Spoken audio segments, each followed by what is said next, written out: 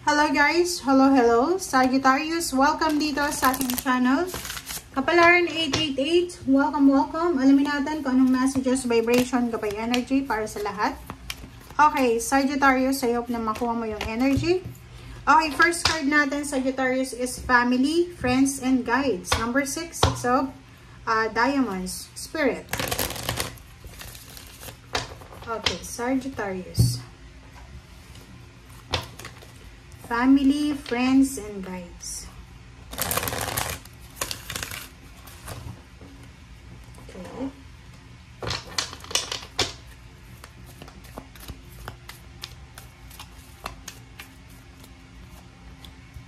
Wow. Super lucky. Dito sinasabi ng baraha sa'yo, you are super lucky, you are fortunate. Sagittarius, bakit? Ang ganda. Unang-una, you are lucky kasi meron kang pamilya, meron kang totoong pamilya, totoong kaibigan, and yung mga spiritual guides mo, angels, archangels, ay naandyan sila. Hindi mo nakikita, pero especially yung mga guides natin, spiritual guides, meron silang mga partnership and collaboration with your other spiritual helpers na hindi natin nakikita na nagtatrabaho sila doon sa spiritual world para tulungan ka sa kung ano man ang kailangan mo. So, nakikita ko sa'yo dito, you are lucky. Sobrang swerte ka.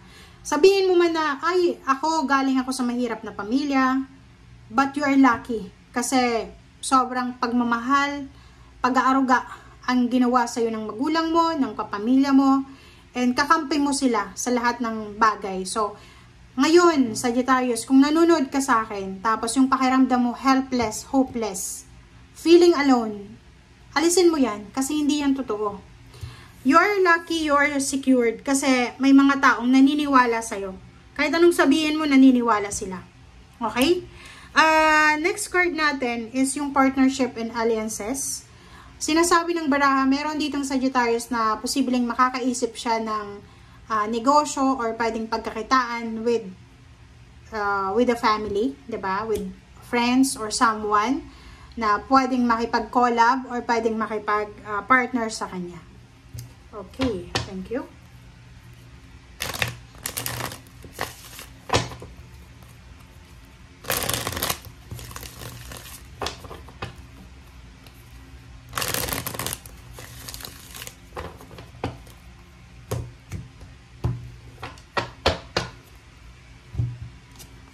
Okay. So, this Three of Pentacles is a confirmation of partnership and collaboration.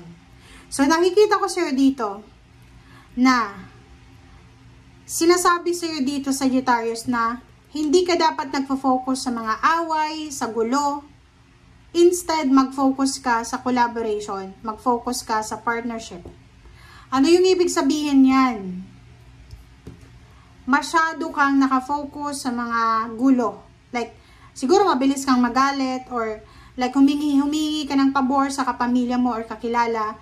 Tapos, na-misunderstood mo yung rejection na ginawa niya sa'yo, nagalit ka. So, dito sinasabi ng baraha mo, instead na mag-focus tayo sa competition, sa arguments, or sa misunderstanding, why not mag-focus tayo sa partnership and alliances? Okay?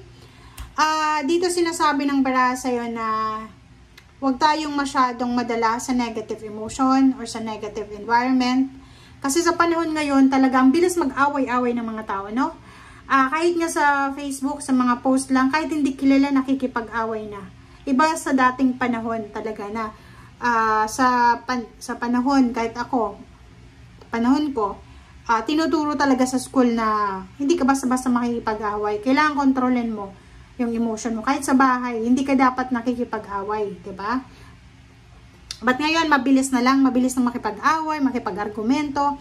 So, dito sa baraha mo, sinasabi na huwag tayong masyadong mag-focus sa kung ano man na negative na nakikita natin na pwedeng mag-trigger sa atin. Instead, mag-focus tayo sa peace and harmony and sa pakikipag-collaboration, sa pakikipag-partner or doon sa katahimikan. Okay.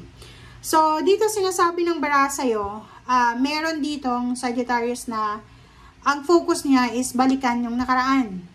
Pwedeng gusto niyang makipagbalikan sa kanyang ex, gusto niyang balikan yung dating buhay niya, gusto niyang bumalik sa dati niyang company, dating trabaho, dating lugar, or kung ano man to na dati na gusto niyang balikan. Okay, Ten of Swords. Ten of Swords, sinasabi ng baraha mo dito na meron sa inyo, sa kasalukuyan, na sobrang hirap na kayo emotionally. Yung parang battered ka.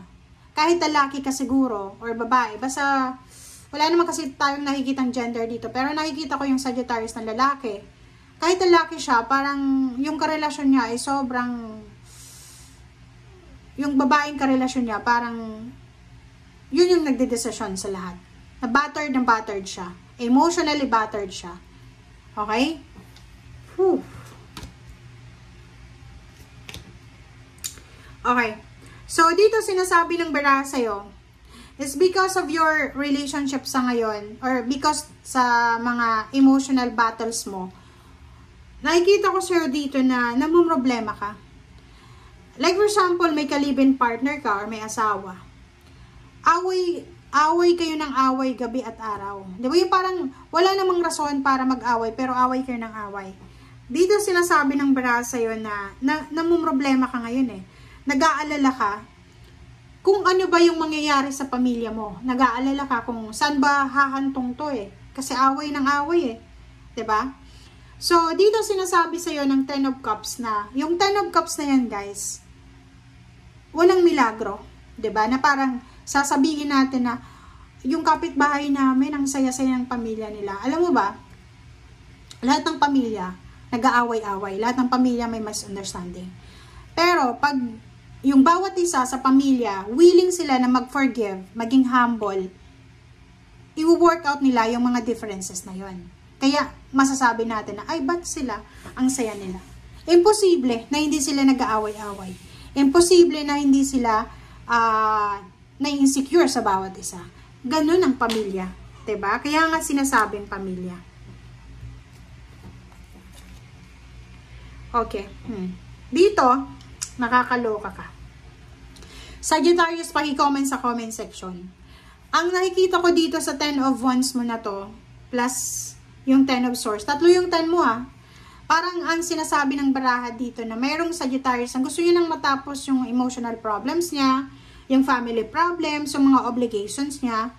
And nakikita ko sa'yo dito na talagang hinahanap mo yung hinahanap mo talaga yung daan paalis. Like, halimbawa, marami kang obligasyon sa pamilya, breadwinner ka, or pwedeng ikaw yung inilagay ng pamilya mo, oy Sagittarius, ikaw yung bubuhay sa amin. Parang ganon. Dito sinasabi ng baraha na naghahanap ka. Naghahanap ka ng, kumbaga, way out. Okay? Naghahanap ka ng, kumbaga, daan, paalis dyan, palabas sa obligasyon na yan. So, eto ka. Diba? So, sa loob ng trabaho or negosyo, ganun din, sinasabi ng baraha sa'yo na sobrang pagod na pagod ka na sa mga duties and responsibilities mo dahil lahat ng trabaho binibigay sa'yo ng katrabaho mo kahit hindi mo trabaho. Okay? So, thank you guys for watching and see you again. Bye!